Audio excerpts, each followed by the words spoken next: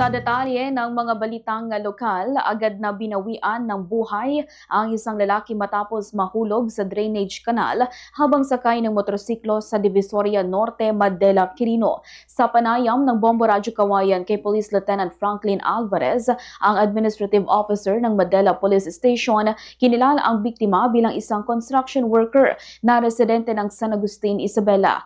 Batay sa inisyal na pagsisiyasat, kagagaling lamang sa trabaho ng biktima nang magpasya sila ng kanyang mga kasamahan na mag-inuman. Pagkatapos uminom, nagpasya ang biktima na umuwi sa kanilang barangay sa Mapalad, San Agustin, Isabela. Habang pauwi at pagsapit sa barangay Virgonesa, San Agustin ay naaksidente umano ito. Nabigyan pa ng paunang lunas ang biktima at napagdesisyonan ng kanyang mga kasamahan na iuwi na lamang siya sa kanyang boarding house para hindi na ito makaalis.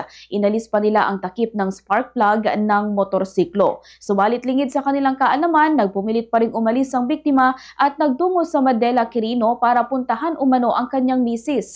Doon muli itong naaksidente at sa pagkakataong iyon, nahulog ang minamanehong motorsiklo sa drainage canal. Ayon sa mga investigador, nabangga pa ng biktima ang steel signage sa box culvert bago tuluyang mahulog. Bagamat may suot na helmet, nagtamo pa rin ng matinding sugat sa ulo ang biktima matapos mauntog na naging sanhi ng kanyang agarang pagkamatay. Ganito ang bahagi ng pahayag ni Police Lieutenant Franklin Alvarez. Sinasabi ng nag-investigate po na ano po yung ulo niya eh. Bumangga ko kasi doon sa concrete na signage. Steel signage. Nabangga ko siya doon tapos tumama po kasi yung noo niya. May helmet naman daw po yung tao kaya lang kalahati lang yung helmet niya. Nauntog.